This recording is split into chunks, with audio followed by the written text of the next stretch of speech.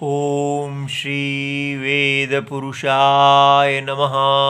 नमस्कार। Class number 556 Shrimad Bhagavad Gita जी शंकराचार्य जी के भाष्य के अनुसार आरंभ किया जाता है। ओम श्री सीता रामचंद्राभ्यां नमः। नमो गुरुभ्यः। ओम अथ काल देवताः श्री विक्रमी संवत् 2082 फाल्गुन कृष्ण पक्षः प्रतिपदा श्लेषा नक्षत्रं सोमवारः उत्तरायणं शिशिर ऋतुः। ओम तत्सत्। श्री शंकराचार्याय गुरवे नमः।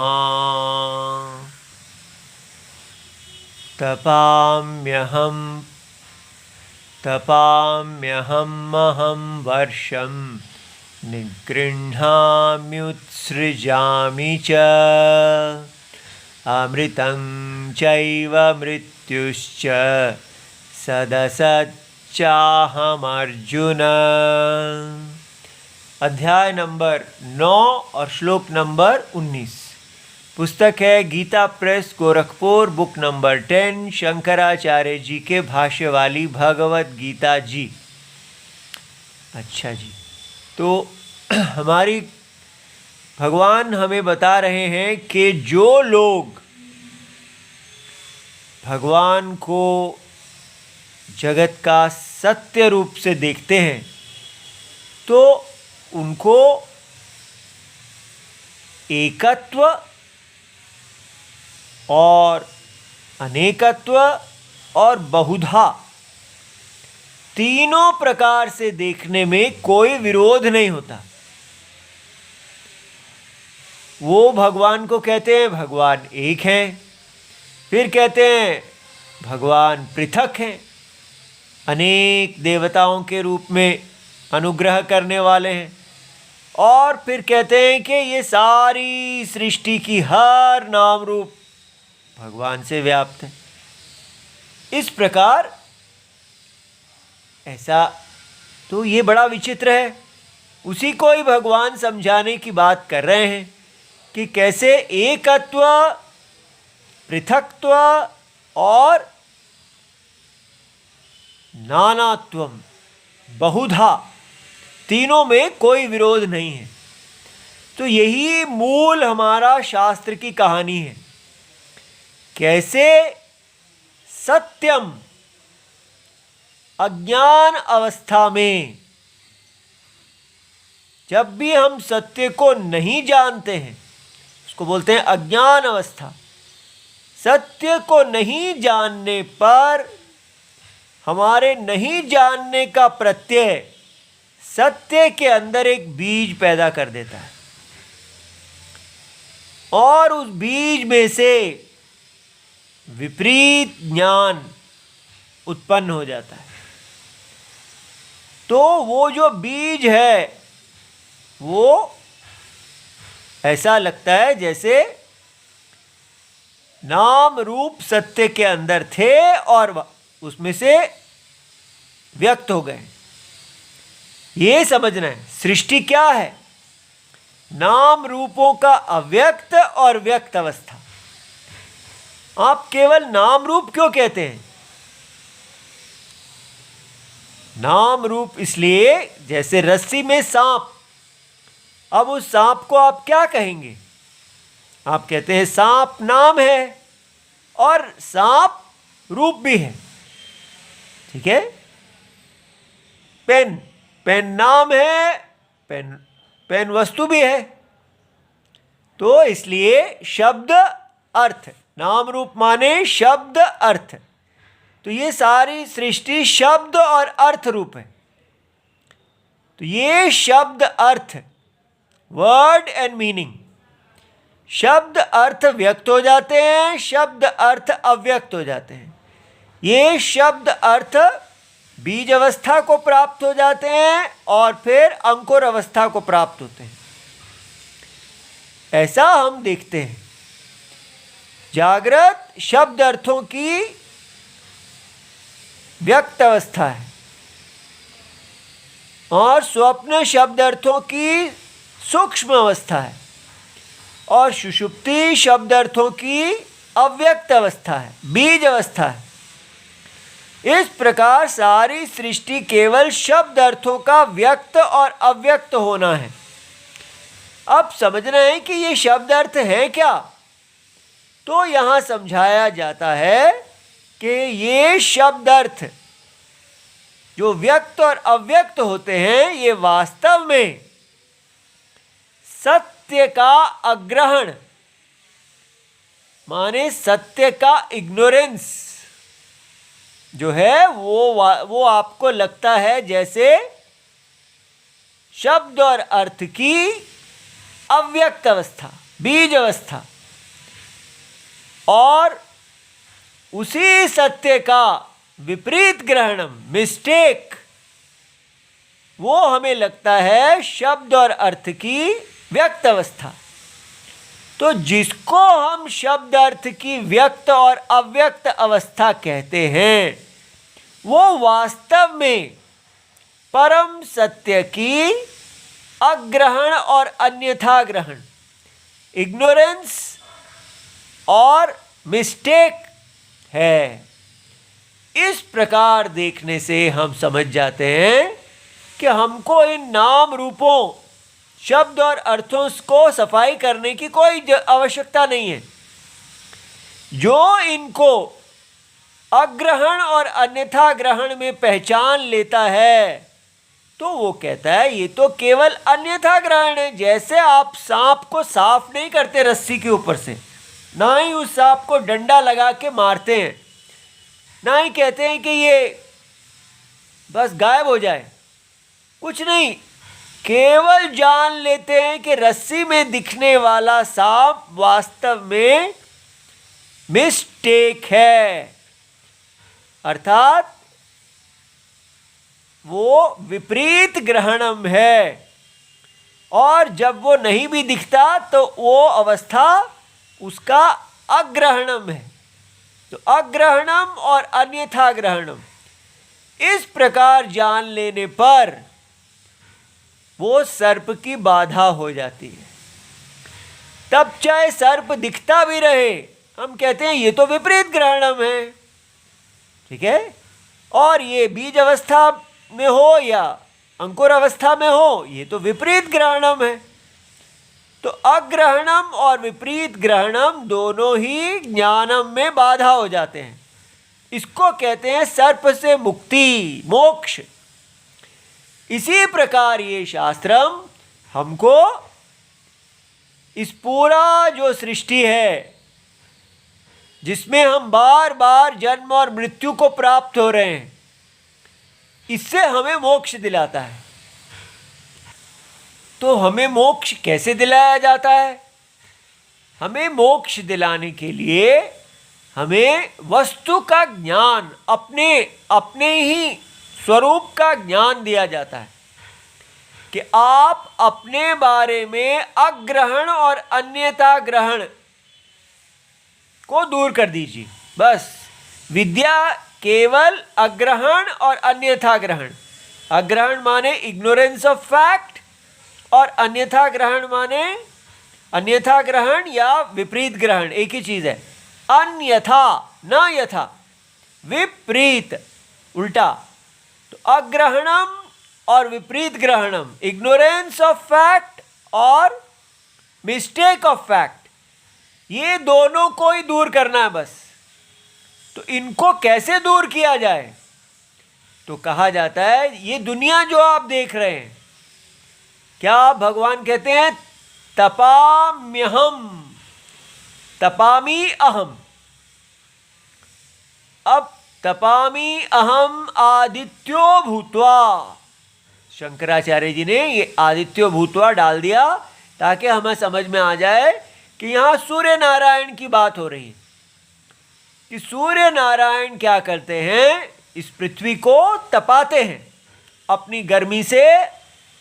भूत्वा कैश्चित रश्मि भी उल्बणैः, बड़ी तीखी अपनी रश्मियों से, अपनी रेज से वो इस पृथ्वी को तपाते हैं। ये हम देखते हैं। लेकिन हम क्या नहीं देखते हैं? हम ये नहीं देखते हैं कि उसको नारायण ही आदित्य भूत्वा इस पृथ्वी को तपा रहे हैं। ये पकड़ना है पॉइंट। साइंटिस्ट इस चीज को देखते हैं कि सूर्य अपनी गर्मी से पृथ्वी को तपा रहे हैं, अपनी गरम गरम रेस से, लाइट रेस से। लेकिन भगवत गीता उसमें क्या अधिक कर देती है? वो कहती है कि तपाम्यहम, अहम तपामी। भगवान इस पूरा जगत का जो सत्य है, जिसने इस असत्य रूप जगत को धारण किया हुआ है, वो ही सारी क्रियाओं का करता है। ये बात पकड़नी है हमको। अपने चक्षुओं से, अनुमान से, साइंस से ये पता चल रहा है कि सूर्य नारायण तपा रहे हैं। लेकिन भगवान हमें क्या बताना चाह रहे हैं कि उस सूर्य नारायण के अंदर जो अस्तित्व आप देख रहे हैं, वो मैं हूं। ये पॉइंट पकड़िए। कौन है जो अहम? भगवान कह रहे हैं अहम तपामी। साइंस को ऐसा कोई अहम नहीं दिखता। वो सूर्य को देखते हैं, वो कहते हैं कोई यहां पर भगवान कृष्ण हमें नहीं दिख रहे हैं। लेकिन हमको भी तो दिखने चाहिए। कैसे दिखेंगे? ये जो सूर्य नारायण तपा रहे हैं, आप इनको किस श्रेणी में डालेंगे? ये हमारी चाबी है, सारे ताले खोलने वाली। अपरा क्षेत्रम परा प्रकृति क्षेत्रज्ञ। अब बताइए, सूर्य नारायण को आप देखते हैं, वो पृथ्वी को तपा रहे हैं।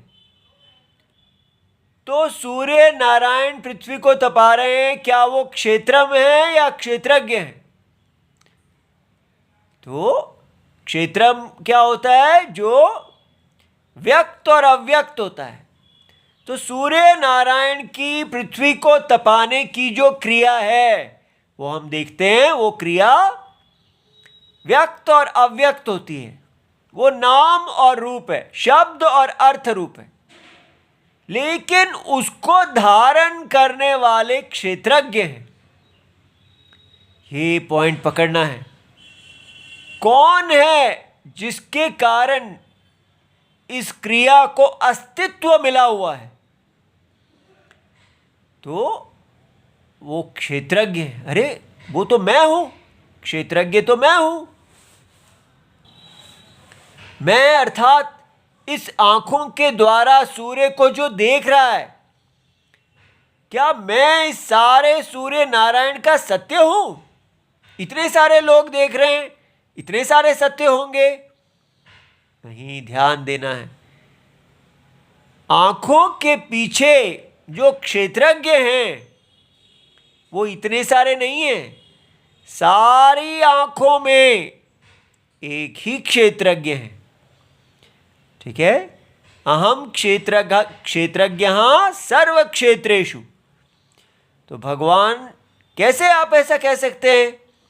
आप स्वप्न में देखिए। स्वप्न में सूर्य नारायण जो है पृथ्वी को तपा रहे हैं, और वहां के सारे प्राणी सूर्य नारायण को देख रहे हैं। तो बताइए, कौन है जो तपा रहा है वास्तव में?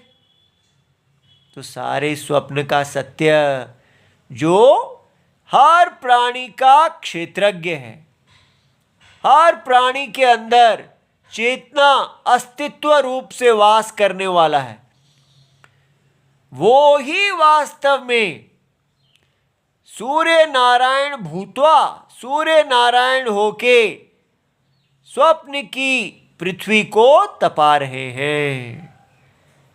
ये देखा? फिर कैसे तपा लेते हैं? इतना वहां न्यूक्लियर बॉम्ब फट रहे हैं, इतनी एनर्जी वगैरह, वो एक क्षेत्रज्ञ के पास कहां से आ जाती है? ध्यान दीजिए, ये सारी एक माया अर्थात शब्द और अर्थ का व्यक्त होना अव्यक्त होना है। यह ऐसा प्रश्न है जैसे कहा जाता है रस्सी ही सांप रूप से डस रही है, तो हम कहेंगे वो रस्सी के पास डसने की शक्ति कहाँ से आ जाती है, रस्सी के अंदर वो विष कहाँ से आ जाता है। जब हम कहते हैं रस्सी ही सांप रूप से डस रही है, इसका अर्थ क्या है कि रस्सी के अंदर जो अस्तित्व है, सांप के अंदर जो अस्तित्व है वो रस्सी का है। सांप नहीं डस रहे हैं, उसको अस्तित्व जो चीज है वही डसेगी ना। इसलिए ये बताने के लिए, अस्तित्व का बोध कराने के लिए कि सर्प में, सांप में जो भी क्रिया आप देख रहे हैं वो वास्तव में सांप का सत्यम, रस्सी उसका है, उसके कारण है। यदि रस्सी सांप को धारण ना करे तो सांप में कोई भी क्रिया नहीं दिखोगी। इसी प्रकार सूर्य नारायण को आप देख रहे हैं तो हम सोचते हैं हम तो एक जीव हैं, यहाँ खड़े हैं, इतने बड़े सूर्य नारायण हैं, लेकिन आप उस जीव के अंदर, उसकी आँखों में, उसके मन में, उसकी बुद्धि में वास करने वाले नारायण को देखिए, जो स्वयं ज्योति हैं, जो स्वयं अस्तित्व रूप हैं। उनको अपने होने के लिए किसी की आवश्यकता नहीं है, वो निर्विकारी परम सत्यम है। सब उनके ही रहते रहते विकार को प्राप्त होता है, लेकिन वो निर्विकारी अविनाशी है। ये निर्विकारी अविनाशी क्षेत्रज्ञ का बोध कराने के लिए ही भगवान कह रहे हैं कि मैं सूर्य नारायण होकर तपा रहा हूं, ताकि जब भी आप सूर्य नारायण को देखें तो आपका ध्यान आप ही की चक्षुओं में उपलब्ध क्षेत्रज्ञ पे चला जाए और आपको समझ में आए ये क्षेत्रज्ञ ही हैं, ये जो सामने सूर्य नारायण होके जगत को तपा रहे हैं, वो क्षेत्रज्ञ तो मैं ही हूं, मैं ही सारे जगत का सत्यम हूं। ऐसा तो आप केवल तपाते ही हैं भगवान? नहीं नहीं, अहम वर्षम कैश्चिद रश्मि भी उत्सृजामि, मैं अपनी कुछ रश्मियों के द्वारा, अपनी सन रेज के द्वारा, किरणों के द्वारा मैं वर्षा को छोड़ता हूं। तो पहले सारा गर्मी में जल को सोख लेता हूं, फिर क्या करता हूं, कुछ रश्मियों के द्वारा मैं वहां बारिश को छोड़ देता हूं। तो ये हम देख रहे हैं मॉनसून का साइकिल, पूरा साल का एक चक्र है, वो जो हम साइंस में पढ़ते हैं। लेकिन भगवान का उद्देश्य यहाँ हमें साइंस पढ़ाना नहीं है, यहाँ हमें सत्यम परम पढ़ाना है, जिसको साइंस नहीं जानती है कि इस सारे जगत का परम सत्यम ही इस जगत का ईश्वर है। आप देख सकते हैं साइंस को क्यों नहीं मिलता। वो सोचते हैं कि कोई ऐसा मिस्टर गॉड होना चाहिए, जैसा रिलीजन कह रहे हैं, जो ये सन की सारी क्रियाओं को चला रहा है। और वो साइंटिस्ट लोग कहते हैं हमें ऐसे मिस्टर गॉड की कोई एविडेंस, कोई किसी प्रमाण से हमें ऐसे मिस्टर गॉड नहीं दिख रहे। इसलिए वो कहते हैं ये अपने आप ही चल रहा है, अपने ही प्राकृतिक नेचुरल लॉज से चल रहा है, इसको कोई नहीं चला रहा। लेकिन यहां कहा जा रहा है कि ये सब असत्य, स्वप्न का जो असत्य रूप स्वप्न है वो अपने आप नहीं चल रहा। स्वप्न के अंदर जो कुछ भी हो रहा है वो स्वप्न का आत्मा है जो चला रहा है। ऐसा क्यों कहते हैं? क्यों नहीं कह देते कि स्वप्न अपने आप चल रहा है? क्योंकि अगर ऐसा कह देंगे तो आपको ये बोध नहीं करवा पाएंगे कि स्वप्न का आत्मा उसका सत्यम है, तब कभी मोक्ष नहीं होगा। साइंस को पढ़ने से हमारा मोक्ष नहीं होगा। साइंस यही कहती रहेगी कि सूर्य उदय होते हैं और पूरा महीना क्या क्या क्या करते हैं वो सब हमें बता देंगे, पूरा साल वर्षा कैसे होती है, मॉनसून साइकिल कैसे होता है। लेकिन यहाँ क्या बताया जा रहा है, इस सारे वर्षा का जो चक्र है, ऋतुओं का जो चक्र है, उस चक्र को धारण करने वाले क्षेत्रज्ञ हैं। साइंस किसी क्षेत्रज्ञ और क्षेत्र के विभाजन को नहीं जानती, वो हमको केवल क्षेत्र में ही रखती है। और भगवत गीता हमें क्षेत्रज्ञ और क्षेत्रज्ञ का विलक्षणता दिखाती है कि ये असत्यम, इसको, इसमें जो कुछ भी आप देख रहे हैं, कठपुतली जो कुछ भी कर रही है, वो वास्तव में कठपुतलीकार जो है उनकी क्रिया है। इसकी कोई स्वतंत्र क्रिया नहीं है, इसका कोई स्वतंत्र अस्तित्व नहीं है। अस्तित्व सत्यम का होता है। तो हमें असत्य के अंदर व्याप्त सत्य का बोध कराया जा रहा है। इसलिए कहा जा रहा है कि मैं करता हूं, और बाद में कहेंगे अहम अकर्ता, क्योंकि भगवान ने कहा उदासीन अवदासीनम, ये सारी क्रियाएं मैं करता हूं, नहीं करता हुआ। ये बात समझनी है। तो ना ये साइंस है और ना ये रिलीजन है, ये मोक्ष शास्त्रम है। ध्यान दीजिए कितना गहरा है।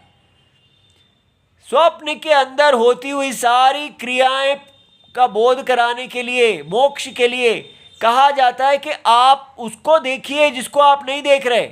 वो क्या है? ये शब्द और अर्थ हैं। इन शब्द अर्थ को व्याप्त करने वाला चेतन आत्मा, जिसकी अध्यक्षता में, वो जो शब्द हमने सीखा था, अध्यक्ष, उपद्रष्टा, साक्षी, केवलो निर्गुणश्च, वो देवः सर्वभूतेषु गूढ़ः, जो सब सारे स्वप्न के अंदर व्याप्त है, वो क्षेत्रज्ञ आप अनुभव में देख रहे हैं। अभी भी आपकी चक्षुओं की चक्षु है जो, वो सत्य आत्मा में ही ये शब्द रूप आते हैं और फिर अव्यक्त हो जाते हैं। तो ये सब ये है, ये सत्यम, ये असत्यम। इसका बोध कराने के लिए ही भगवान हर जगह जहां आप इन क्रियाओं को देख रहे हैं तो कह रहे हैं ये मैं ही कर रहा हूं। तो इसलिए कुछ रश्मियों के द्वारा तपाता हूं, कुछ के द्वारा वर्षा को छोड़ देता हूं। पुनः गृह्णामि कैश्चिद रश्मिभिः अष्टभिः मासैः, और कुछ अपनी किरणों के द्वारा 8 मासों के लिए, तो 12 मासों में से 8 मास भगवान वर्षा को, जल को ग्रहण करते रहते हैं। और फिर जब वर्षा की ऋतु आती है तो पुनः उत्सृजामि, फिर मैं वापस वो जल को छोड़ देता हूँ। इस प्रकार ये सारा जो वेदर साइकिल है, ये जो हमारा चक्रात्मक है ऋतु, वर्षा ऋतु का आना, ये सब भगवान कह रहे हैं कि मैं सदात्मा, इस जगत का सत्यम जो है उसी के अधीन है। ये बात समझ में आ गई। इसलिए ये सब ऐसा नहीं है कि हम समझ नहीं सकते हैं, इसका उद्देश्य समझिए। आपका ध्यान क्षेत्रज्ञ में जाना चाहिए कि क्षेत्रज्ञ की अध्यक्षता में ही ये सब हो रहा है और नहीं हो रहा है। ठीक है? अगर क्षेत्रज्ञ जो उपद्रष्टा, अध्यक्ष, साक्षी नहीं है तो साक्ष्य का कोई अस्तित्व नहीं है, ये समझना है। इसलिए आगे अमृतम च एव देवानाम मृत्युः च मर्त्यानाम।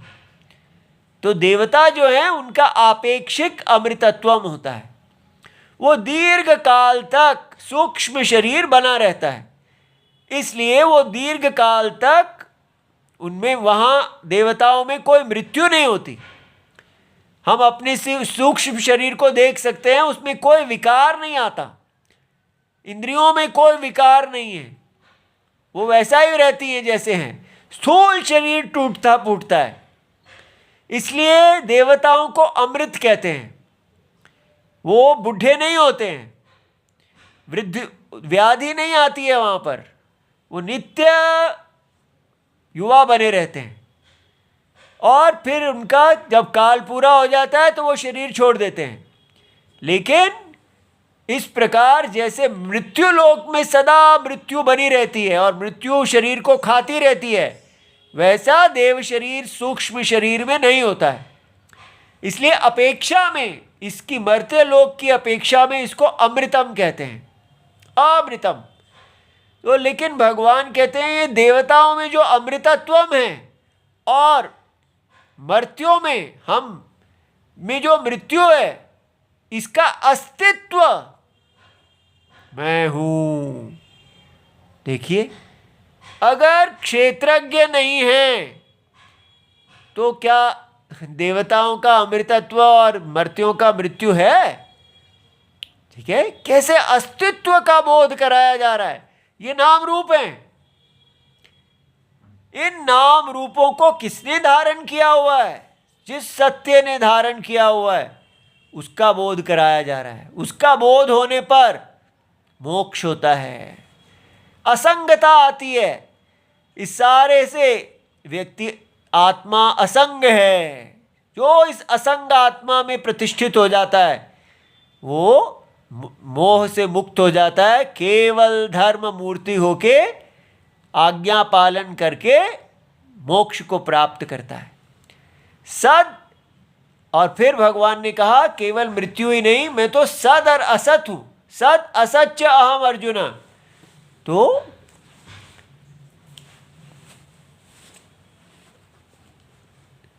सद यस्य यत् संबंधितया विद्यमानम। अब ये सत की डेफिनेशन भगवान दे रहे हैं। सत क्या होता है? यस्य माने जिसके, संबंधितया संबंध के द्वारा, यत् विद्यमानम कोई वस्तु विद्यमान है, अस्ति।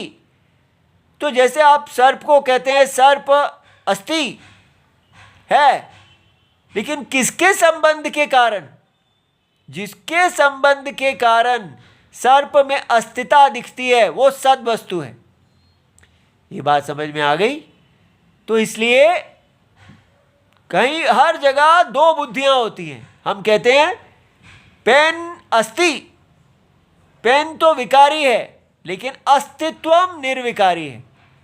ठीक है, वो अस्तित्वम जो है जिस, वो सद वस्तु होता है। तो इसलिए इस पेन का नाम रूप बदलता रहेगा लेकिन अस्तित्वम वही रहेगा। तो अस्तित्वम यस्य संबंधितया यत् विद्यमानम, जिसके संबंधी होने के कारण जो विद्यमान है, जिसमें अस्तित्व आ जाती है, वो अस्ति बुद्धि का विषय सत है। तो इसलिए क्षेत्रज्ञ के कारण ही ये सारे संसार में अस्ति बुद्धि है। स्वप्न के सारे नाम रूपों में अस्ति बुद्धि किस लिए, किसके कारण है? आत्मा क्षेत्रज्ञ के कारण। तद विपरीतम असत च एव अहम अर्जुन। और जिस चीज के असंबंध के कारण हम कहते हैं ये असत है, तो जब जान लिया कि ये सर्प तो वास्तव में केवल बुद्धि है, अस्तित्वम तो रस्सी का है, तो अस्तित्वम का संबंध रस्सी के साथ हो गया, तो सर्प के साथ नहीं रहा, इसलिए सर्प में अब असत बुद्धि आ गई। तो जो सर्प पहले सद बुद्धि विषय था अब असत बुद्धि विषय हो गया। क्या उसमें माइनस क्या हुआ? वो सत निकल गया। वो सत पहले सर्प में था, अब रस्सी में चला गया। तो भगवान कहते हैं ये सत और असत बुद्धि के विषय मेरे कारण ही है। मैं परम सत्यम हूं, जिसने इस संसार में सत और असत बुद्धि का बोध होता है। ना पुनः अत्यंतमेव असत भगवान स्वयं। इसलिए भगवान अत्यंत असत नहीं है। अत्यंत असत क्या होते हैं? जैसे अब मैं कहूं गधे के सर पे सींग, अब ना तो वो सद्बुद्धि विषय है और ना असत बुद्धि विषय है, उनका तो अनुभव ही नहीं है। सत और असत बुद्धि, असत बुद्धि विषय, असत वो होता है जो अविचार में पहले लगे है, फिर विचार करने पे लगे नहीं है, इसको बोलते हैं सत असत। ठीक है, सर्प पहले लगता है, विचार करने पे लगता नहीं है। तो पहले हमने कहा सत सद्बुद्धि है सांप, फिर कहा असत बुद्धि है। लेकिन गधे के सर के सींग तो हैं ही नहीं, वो तो कभी लगते ही नहीं के हैं। इसलिए कहीं भगवान अत्यंत असत तो नहीं है। बुद्धिस्ट लोग भगवान को अत्यंत असत मानते हैं कि कोई परम सत्य है ही नहीं, ये जगत केवल गधे के सर के सींग हैं, इसके पीछे कोई सत्यम नहीं है। ये बात समझ में आई? इसलिए यहां कहा जा रहा है ऐसा नहीं है, ये सारा जगत जिससे व्याप्त है वो मैं हूं, वो परम सत्य मैं हूं। और भगवान कह सकते हैं कार्य कारणों वा सदसी, या आप इसको ऐसा मान सकते हैं कि जागृत कार्यम है, अंकुर अवस्था, और सुषुप्ति कारणम है, बीज अवस्था। ये बीज और अंकुर अवस्थाएं दोनों मैं परम सत्य हूं, ऐसा। ओम नमो भगवते वासुदेवाय। प्रणाम।